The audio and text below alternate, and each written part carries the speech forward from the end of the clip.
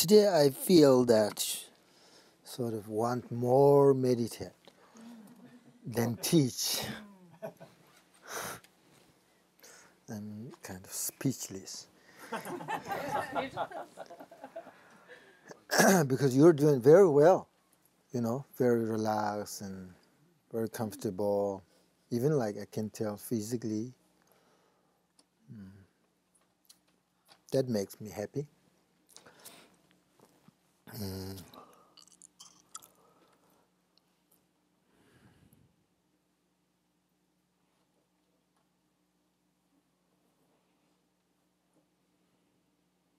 Usually people meditate like this group.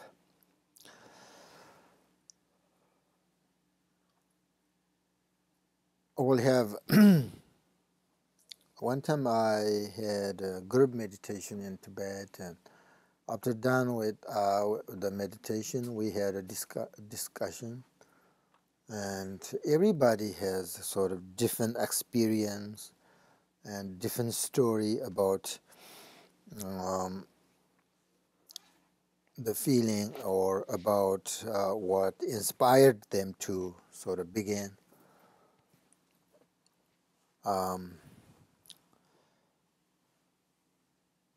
But I believe that an act of meditation is actually as act of faith or belief.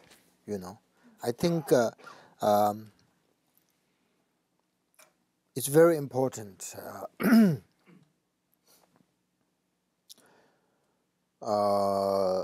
You have to believe that when you meditate, oh, I can change, I can prove and develop my meditation. You have to sort of that's what we call faith or believe or confident. So that kind of thoughts or faith and these are actually the foundation of meditation. And you have to know that belief or faith is not something outside, If you believe something outside, may be true, may be wrong, right? I think. But if you believe in your potential, your motivation, that inspired you a lot. So it's not outside, it is in you. So when you begin to meditate, your experience and your faith is some kind of intellectual, right? Not so deeply, but continue with that, intellectual. You will see for your meditation really works, not only in sort of developing calm and peace, but also sort of diminish all, what do you call it, dissolving your attachment, your grasping, and negative sort of reactions. And you can more sort of let go everything. Then your faith is no longer intellectual, right? No longer intellectual belief, but develop in sort of genuine faith that time, genuine faith with your experience. And then you will see the benefit, the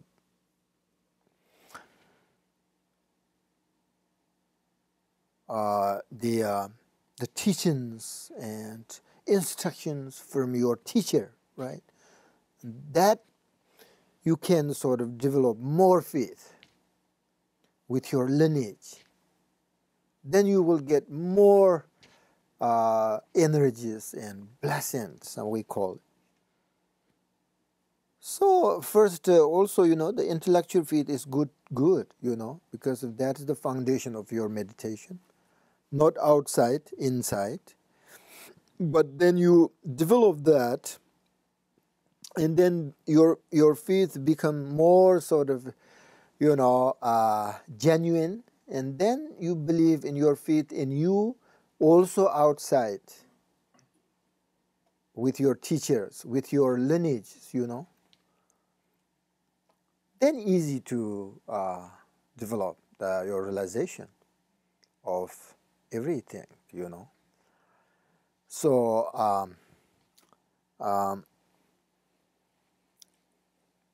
so I think good to know this kind of faith, because you have to believe yourself, right? Believe your meditation. Don't think about, oh, I'm going to meditate, maybe work, maybe not. That's sort of, you don't believe yourself, right? For example, when you look at the sky and you can't see the sun behind the clouds, because they're kind of very thick and lots of clouds, and then you can't see the sun. But right?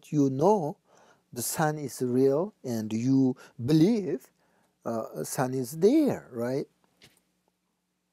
Likewise, intellectual faith inspires you to know that enlightenment or awakened mind, or it's possible. Enlightenment is possible. To trust in the potential of awakening, So that's kind of intellectual faith, but through that faith, then you will see the genuine. For example, when the clouds finally dissolve, and then you will see the true sun. And then you believe your meditation, and more and more, and then you will see deeper the nature, then you will see, and you will get the genuine. So this kind of faith takes you to the really right path. Courage will give you the energy to continue,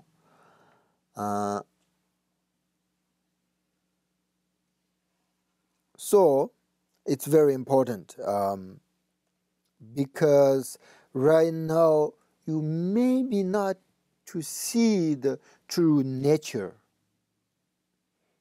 of your mind through this kind of meditations. But if you believe your true nature is always there, and then one day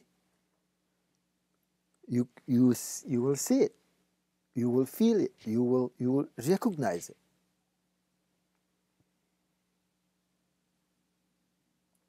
So that's what we call intellectual faith.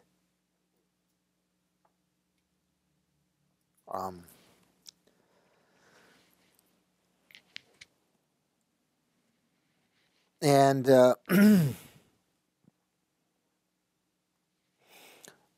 it's very important to believe that you have nature, you have a Buddha nature, we call it.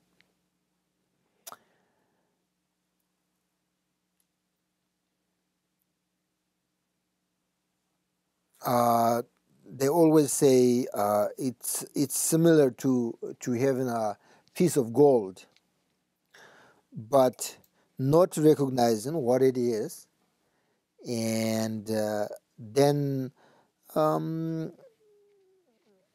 what is the benefit of having this piece of gold, right? We don't know what it is.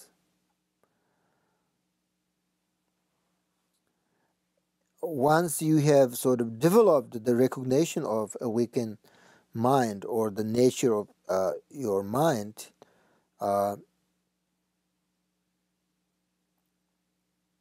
then it is very useful.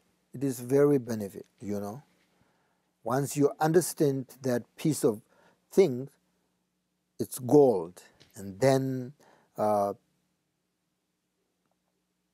it's very useful, right? You know how to use it. That's similar, I think. So once you understand your the nature of your mind, then all the qualities, the compassion, the wisdom, everything is there.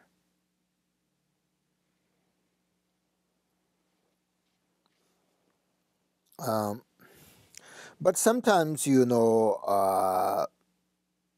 people who practice meditation usually,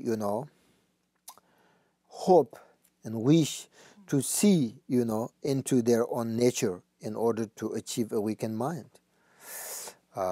It's good, it's good. But one time I remember my Zoo teacher said that if you are just a beginner, if you are, very new, don't then very expect to see into your own nature.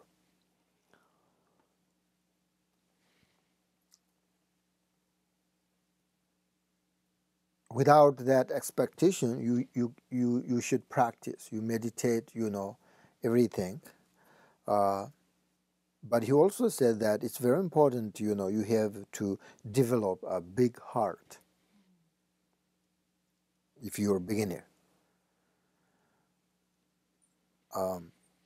Because it can help you sort of learn and how to continue sort of more open, and you will understand the purpose of having taken this precious human life, is very benefit for others, for everybody, right? So then there is not much stress and depress, even in this samsara. I mean, if you have a big heart, I think that's what we're looking for. How we develop a big heart. Do you understand what I'm saying? Big heart. What that means? Big heart. I'm not talking about nature of mind. I'm talking about compassion or big heart. Yeah.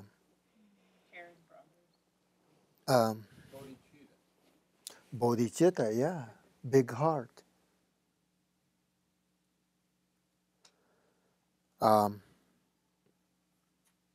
Because if you have a big heart, even though you don't recognize your nature mind, Shantideva, said that compassionate person who stays in the samsara for the sake of others, there is no worries, no sad, no depressed,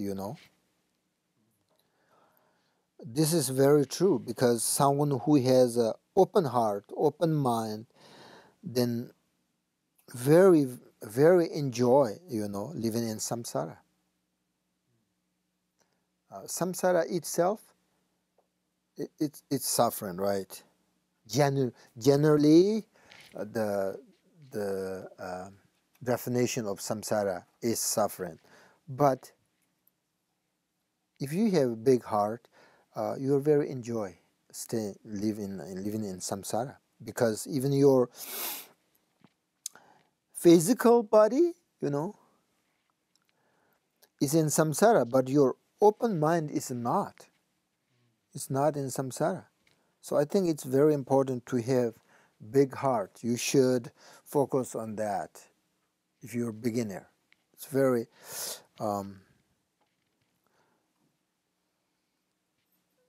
Buddha said that, usually the bodhisattvas do not sort of train in many teachings.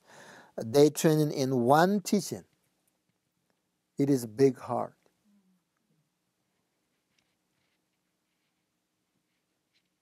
And also Buddha said that whoever has a big heart has a bodhicitta. Whoever has bodhicitta has what do you call it, Buddhahood or enlightenment. So if we have such an intention, we may not be able to accomplish help for other beings, but we will remain engaged, and that is very beneficial. Mopam Rinpoche, Lama Mopam, is the most important teacher in Nyingma lineage. He said that even if we do not have the ability to help others, but if we do not wish to give up that, give that up, and if our bodhicitta, this big heart, is stable, we are mentally engaged bodhisattva. So this is, I think, the point and real sort of purpose of this life, or meaning of our life. If we develop a big heart, that will be wonderful. That's my goal. That's my intention. All of you and my student and myself try to develop this big heart. Spiritually, worldly, very, very beneficial.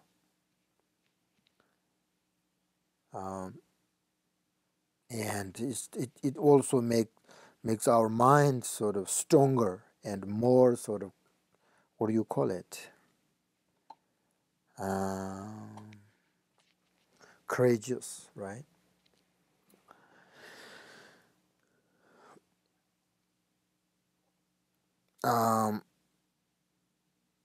And small heart, small motivation brings a limit result. Big heart, great motivation, it's really beneficial. So then the method of meditation for a big heart is gently open the mind. In this way, meditation can help us sort of complete our, discover the inner freedom, peace and happiness. So through this kind of meditation, we come to understand more completely who we are and how to how to live very wisely in this life, in this samsara, right? If we have a big heart. So unfortunately, we are in samsara, but good thing, we have lots of good opportunities and good methods and teachings, easily sort of skip from samsara. There are lots of teachers. I know that they are, for example, my teachers, physically they are in this samsara because of there is a purpose, right? But mentally, they're not. They're not in this samsara.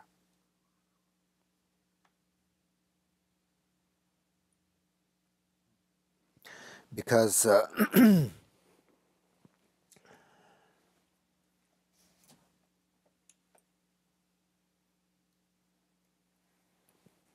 long time ago, during my root teacher's time, very difficult situation in Tibet,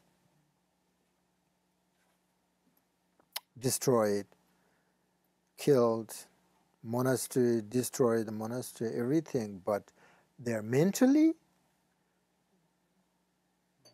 happy, relaxed, very compassion there, for those people. So I think that's why, it's true, Buddha, Shantadeva said that, way of the Bodhisattva, he said that this kind of bodhisattvas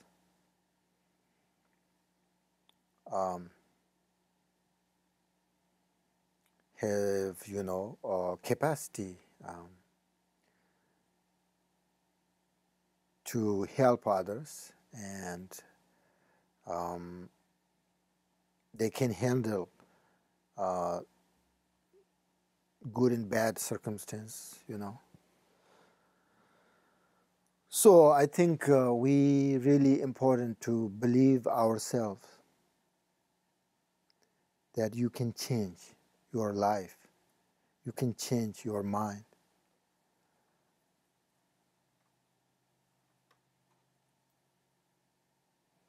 And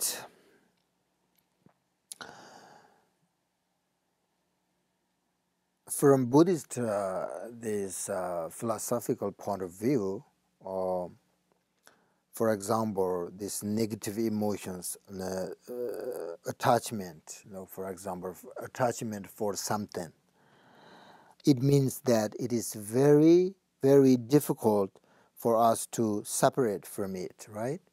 That is the characteristic of attachment.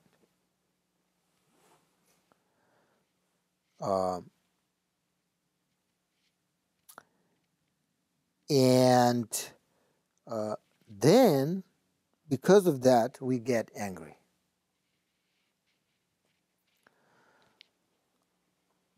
Opposite to that, if from our mind itself, we develop positive mental sort of love and compassion, big heart, and then many other sort of amazing qualities we can develop and will manifest, So I think the most important is always be, if you're a beginner or if you're new, be mindful and relax and enjoy the present moment. On my own experience, what I have, the instruction for you today, all the time, every day, remember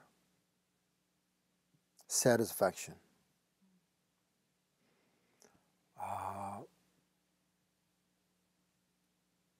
Even you can't meditate a lot every day, but if you remember mindfulness, big heart, actually, big heart, satisfied, makes you very happy, very peace. That's actually very important to remember that kind of things all the time. It's actually sometimes better meditate if you remember this all the time.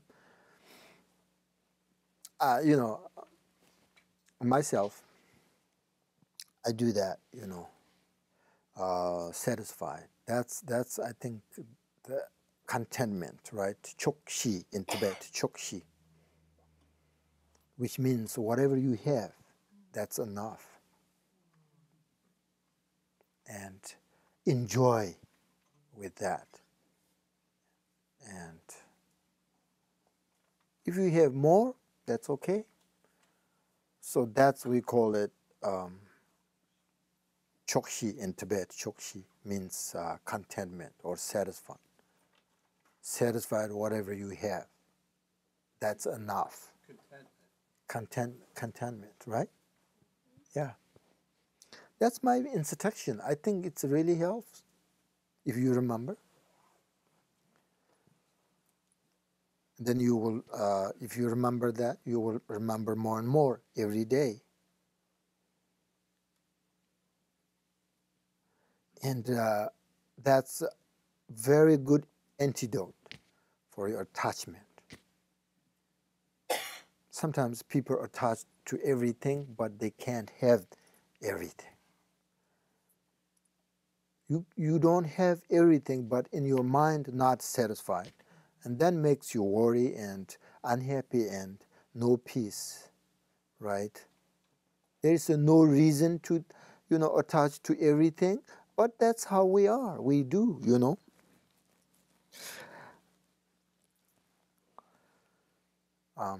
That's make our mind is very uncomfortable. Um,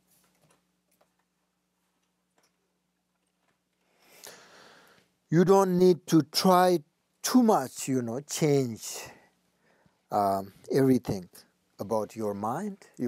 Sometimes, oh, that's too much, you think. But just only one thing, less less attachment to everything, and more sort of remember and uh, the satisfaction, the chokshi.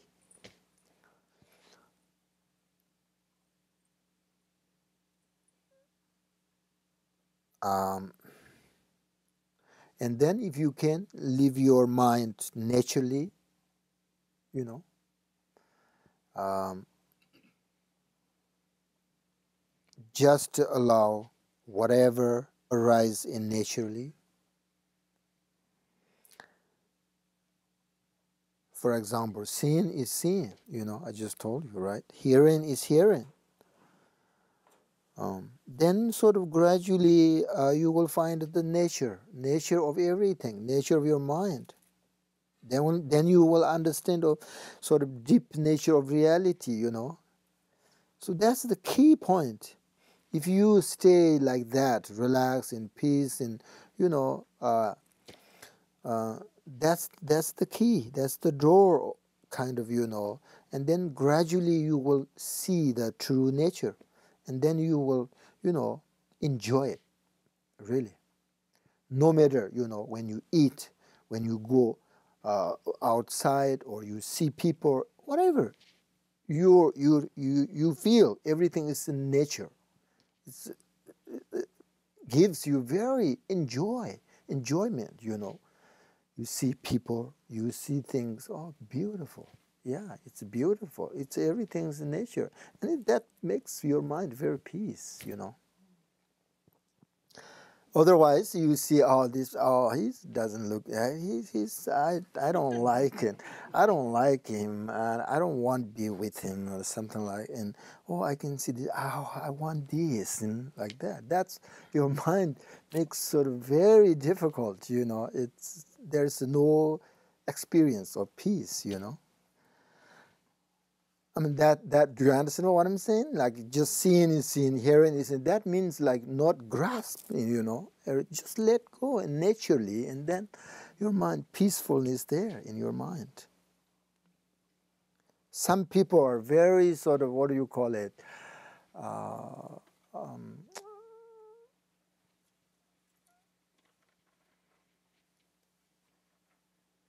can't think about. Dissatisfied? No, yeah, but sensitive, right? Some people are very sensitive. You see a person, oh, they immediately say, oh, he's good. Oh, he's not good, bad. How you know? That's too much, too early judge, too soon, Just be, who, he,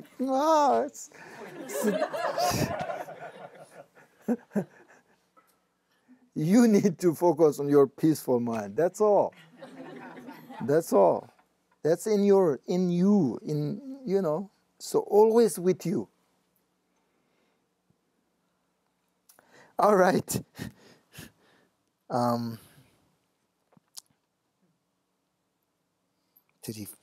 Okay, we have a few minutes. So whatever arises is not the problem. That The difference is how we deal with it, right?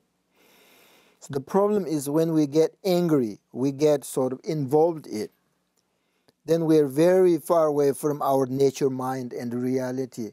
So far, if you involved with this situation, and then almost impossible to see true nature and almost impossible to experience the peaceful mind.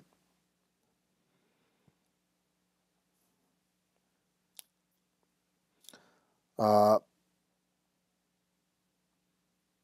so there is usually our mind and body are not all the time together, right? So there is a good method for the between the mind and body. There is something that can serve as a kind of like a bridge, You know that, which is practice mindfulness. If you remember that, then your body and mind always together. Otherwise, not necessary your body is here, but your thoughts or your mind is not here, right? Try to, Dr. Rinpoche say that, right? Try to bring your mindfulness in your body and make sure they are together all the time.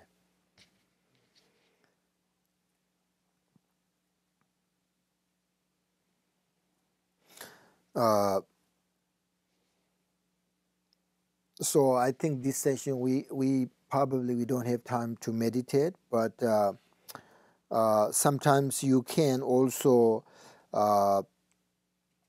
there is a meditation called alternate between looking at the mind and then rest in meditation. This is also very good.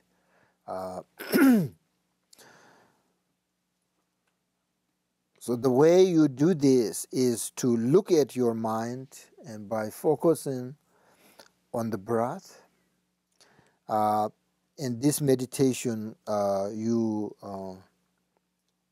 bring your mind and also your eyes, also sometimes eyes sort of into focus by looking at your breathing,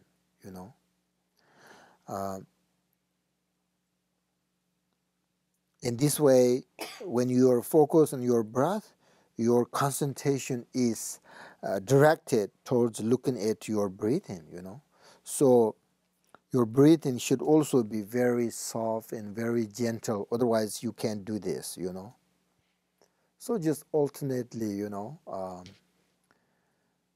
that's another method how to practice the peace mind and how to practice the mindfulness.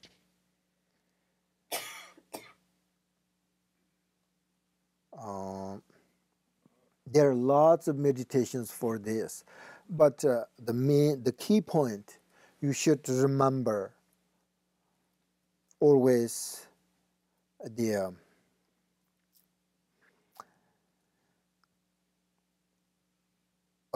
the mindfulness and try to develop big heart. Okay, today I use this. I don't know why I like that kind of today. Big heart.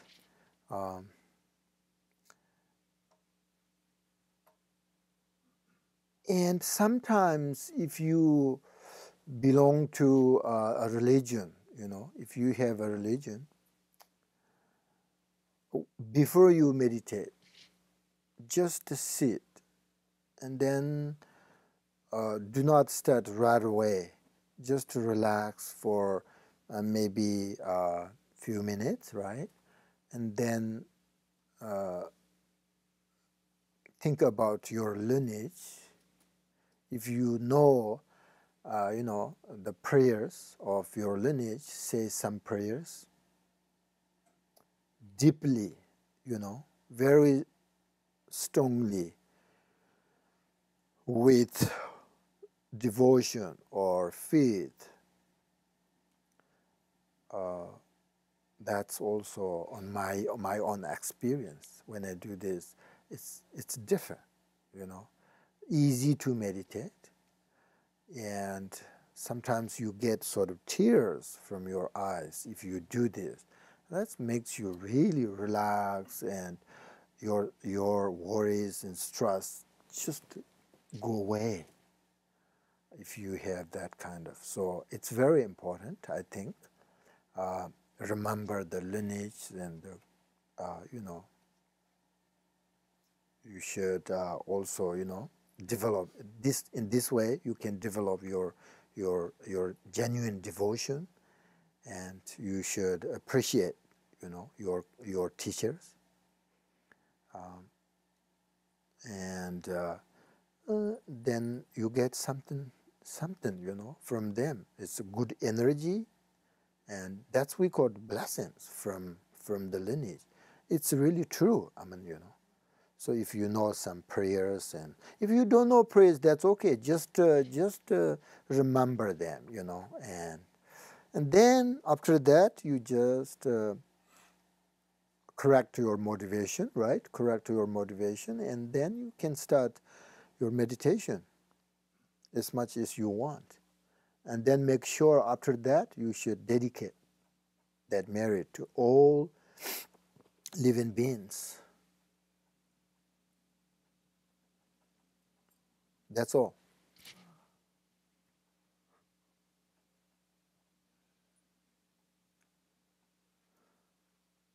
I hope you get something today.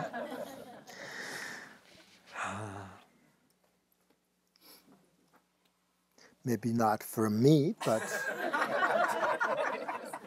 but my lineage. I have pure lineage, pure lineage. I am very happy, and give you these teachings, very basic teaching today, and this. If you recognize and understand, I think I give you some very good instructions today. I don't know you recognize or you understand, but I hope you do. And my experience, all my experience, I give you lots of instructions that will help in your life and your meditation. So if you like and if you understand, please follow and practice.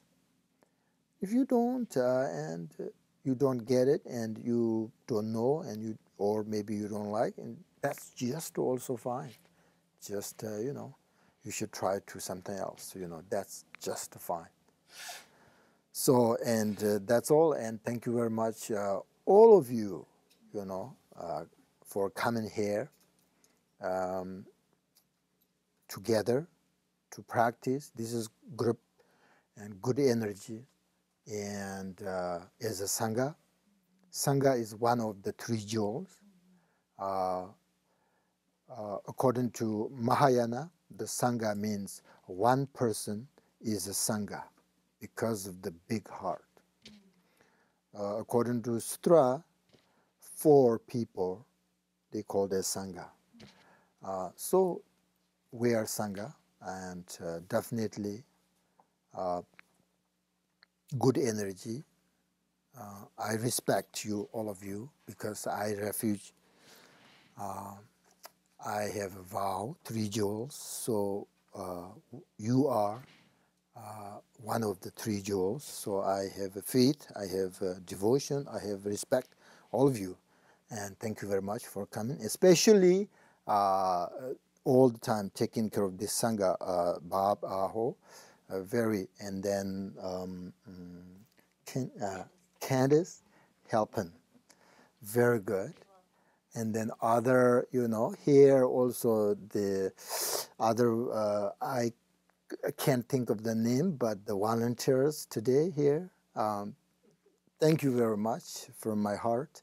And also usually the Sangha, Martin and Heather and, Kate and all of you. There's Kim is here also. He taking care of another Sangha in Ely. One thing, it's really good for me to come here in the United States to teach because we need teachings and practice these days. But also you are doing this. It's really good for you and good for your community, your society. So I appreciate it and thank you very much. And then I really thank you for all of you for coming here, and I hope to see you again. That's all I want to say.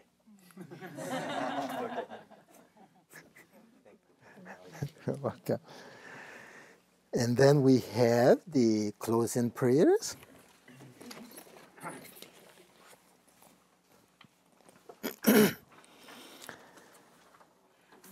May I attain in each and every life the sublime virtues of existence and peace. May I pursue the followless mindset of altruism, working for the welfare of others on a vast scale. Through this very merit of mine, may every single sentient being eliminate all forms of negativity and practice virtues forevermore. May sperm precious body Jata take birth where it has no reason, may it never win, but continue to grow forevermore. May I, in all my lives, no matter where I am born, obtain the 7 qualities of upper realm of existence. May I meet the Dharma immediately after taking birth and have the freedom of practice perfectly. May I please the sublime gurus and day and night dedicate myself to Dharma. By realizing the Dharma and practicing its innermost essence, may I cross the ocean of conditioned existence in this very life. May I teach the sublime Dharma perfectly and never become weary and tired of benefiting others in samsara. By my own impartial and all-encompassing,